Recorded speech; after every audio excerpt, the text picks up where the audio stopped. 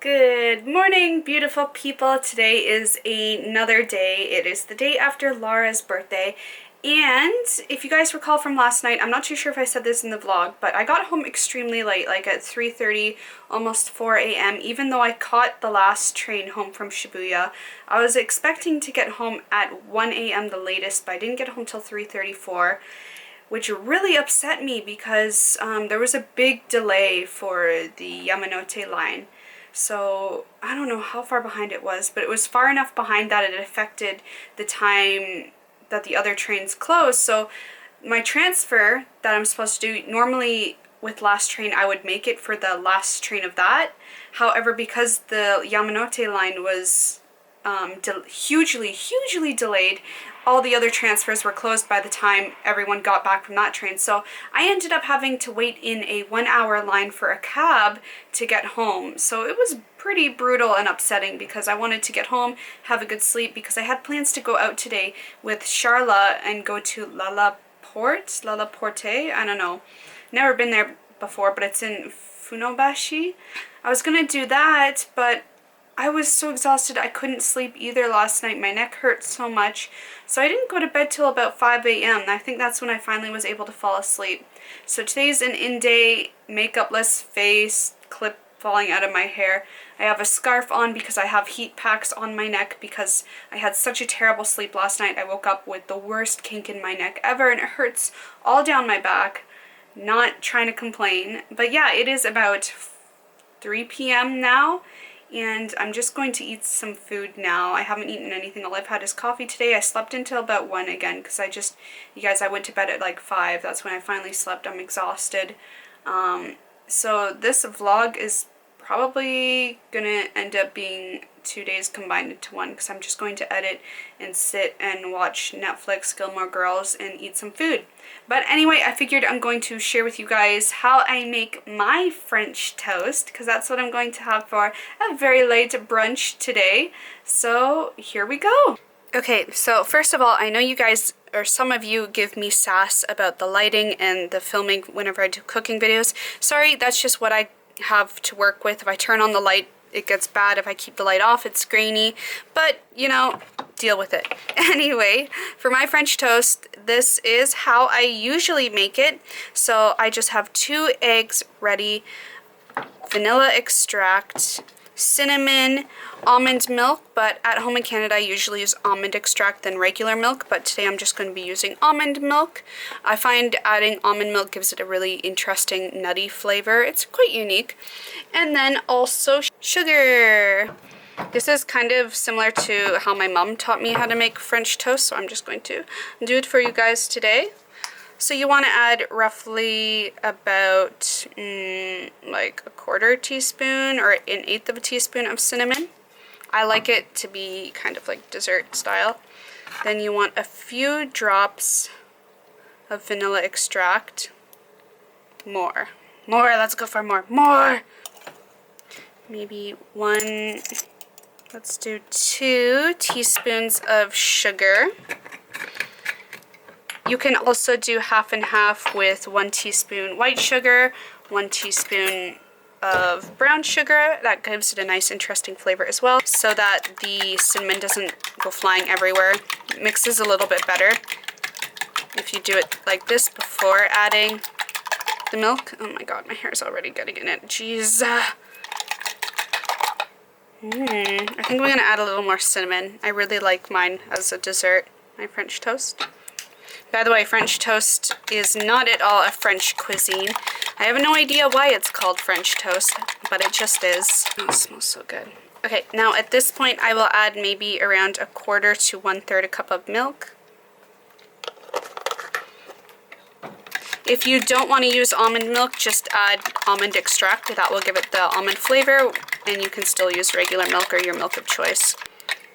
And there we go. It's all ready for dipping. Next, take a thick sliced white bread. This is the part where you have to move fairly quickly. So taking your butter, you're just going to put a little bit of that into a pan. So my pan is already heated up. Taking about this much butter, I'm just going to put that right into the pan.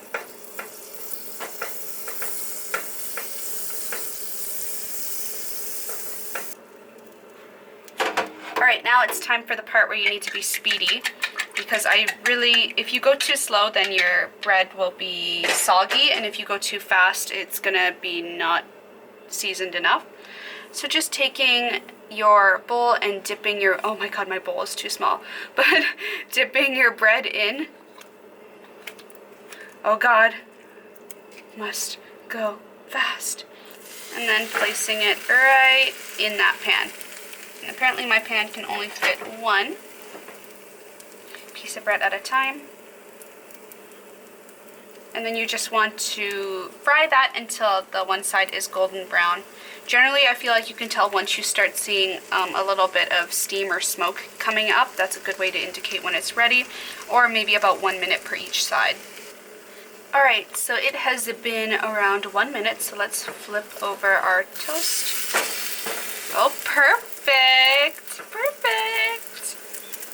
Oh my gosh, it smells like a dream.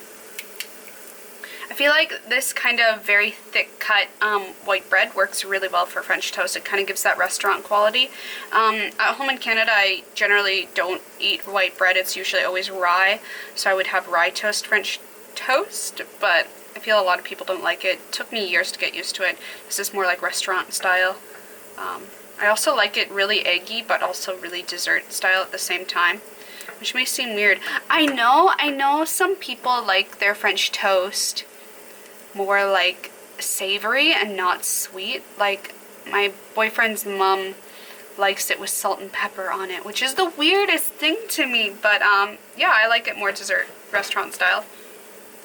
Yeah, so we're gonna leave this here for 1 more minute and flip it again, or not even. I think it will be done by that point. We can do our next piece. And it's done. There's my French toast. Now I'm just going to use my 100% Canadian maple syrup on that, lovely, and eat that. If only that piece wasn't broken in half. Alright you guys, so I am one of those people, like my childhood, I always cut up my French toast and then I dip it into my maple syrup. I don't like put maple syrup on top of my pancakes or on top of my French toast. I prefer to dip. And cutting it up, it's just more convenient. Then I can just eat in peace and not have to like hassle to get a piece of French toast. Anyways, I'm going to eat this now and watch the Gilmore Girls and veg out and edit Vlogmas main channel videos. Alright you guys, welcome back to my bedroom. Pardon if there's a bit of a mess. Can't be helped. Anyway, I put on a little bit of makeup today because I felt like I shouldn't look like a bum constantly. And actually I put on a color that I've never used before, even though I bought from Makeup Geek, and I was like, I can't believe I haven't used this color before. It's like the prettiest kind of taupey color. It's so natural. Like just using it as a wash of color is really nice. But anyway, I could blab on about makeup all day, but some stuff came in the mail yesterday. Hold on, let me adjust my seating. But yeah, some stuff came in the mail today and I'm really excited because I don't know what one of them is, and the other two I know what they are and are things I've been wanting to get for a while. So anyway, let's open the one that I don't know what is yet. Oh, okay. I have a feeling I know what it is, but I'm not too sure. Oh, it is. That's weird because it didn't say it was international parcel. So this is one of the things I ordered during Black Friday.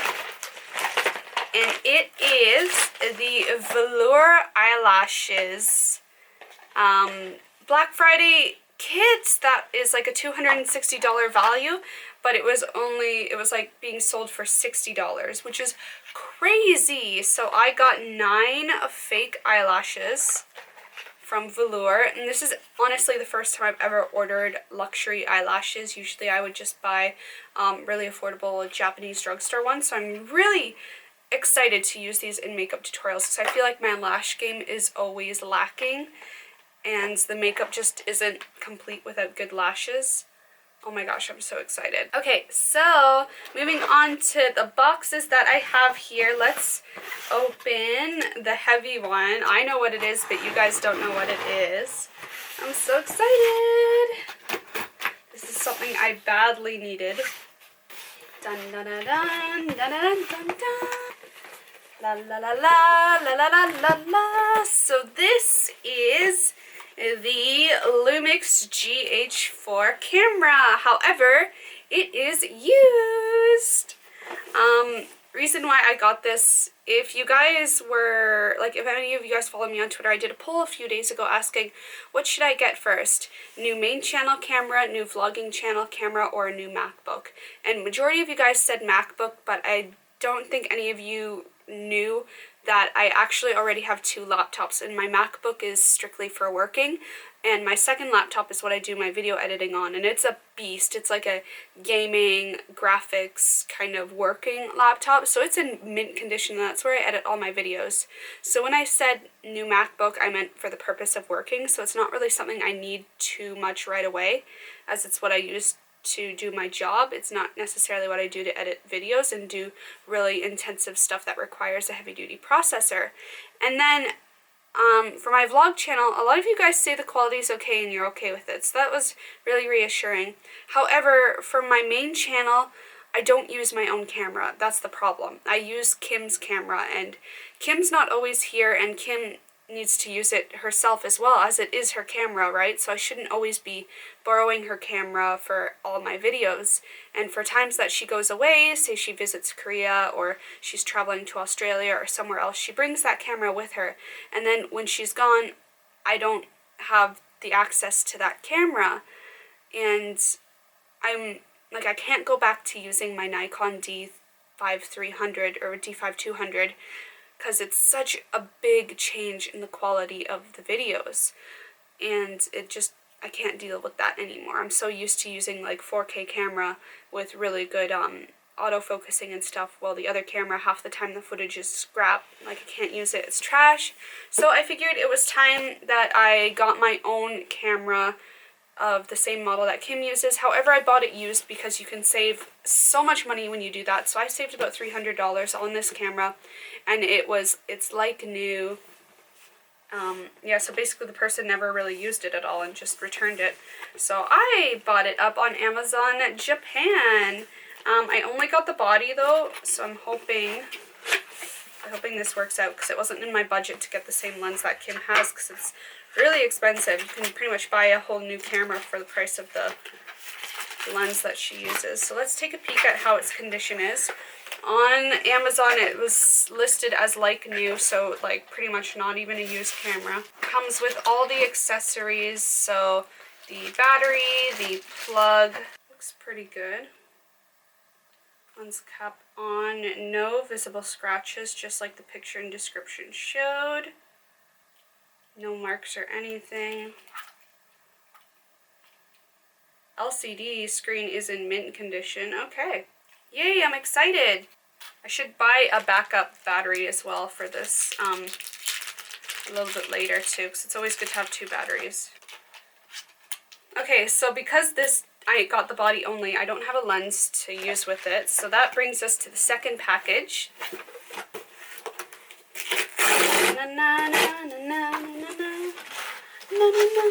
So in the second box, I have something I'm not actually that confident about, to be honest, but it is a lens mount.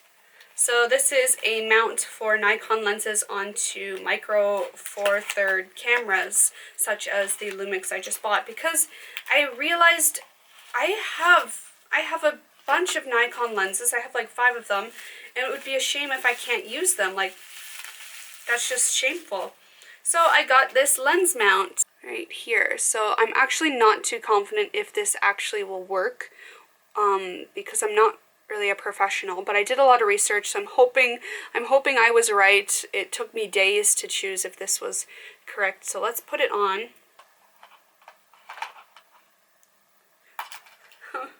How does this work?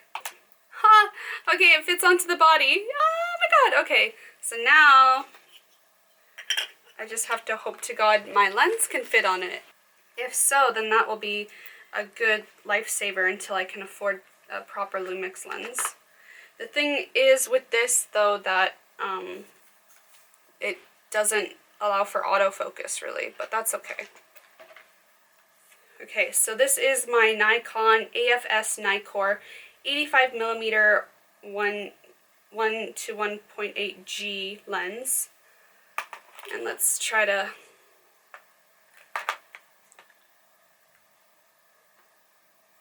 Let's try. Oh. I think it's gonna fit. Wait. I just have to find the right part. Oh my god, okay, it does fit. It does fit. Oh, okay, so now I just have to hope to God it looks okay.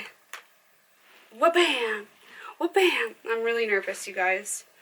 I was 100% not sound in any of these purchases. No, I was pretty confident, but like I wasn't fully confident, you know what I mean? Please to God, look okay. Oh my goodness, okay. Ooh. Oh, that looks good. Good news also is that the mount that I bought is perfect for all my Nikon G lenses. It is excellent. It's a little bit interesting because this gear dial here changes, I think the F point or whatever you call it. Wow, I'm like the worst for explaining camera gear. I'm sorry guys to anyone out there who is like, I just suck at teaching things basically. But anyways, this gear helps change the f-stop. That's what I was looking for, because I can't do it in camera on the monitor. So that's great. So basically, yeah, I can use this lens perfectly fine with my new camera. The only unfortunate thing is that the mount that I got does not support autofocus settings, but that's okay because it was only like a $25 mount. I didn't want to drop like an extra $100 on a mount because I'm probably going to end up buying a proper lens for this camera eventually later down the road. So this will do for now. Yeah, I'm really excited that I got my own body. The downside is that it is only in Japanese.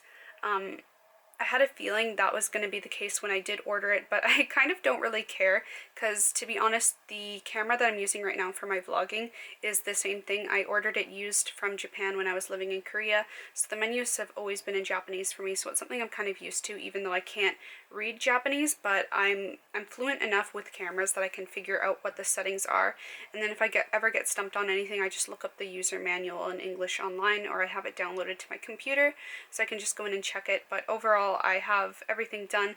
So I went on to a video tutorial for kind of getting the settings customized properly for filming, so the best for filming ones, and I just set that all up in the menu, and then everything else is just changing the dials, ISO, f-stop, white balance, stuff like that to better suit my filming day. So my camera is pretty much all set to go, ready for filming.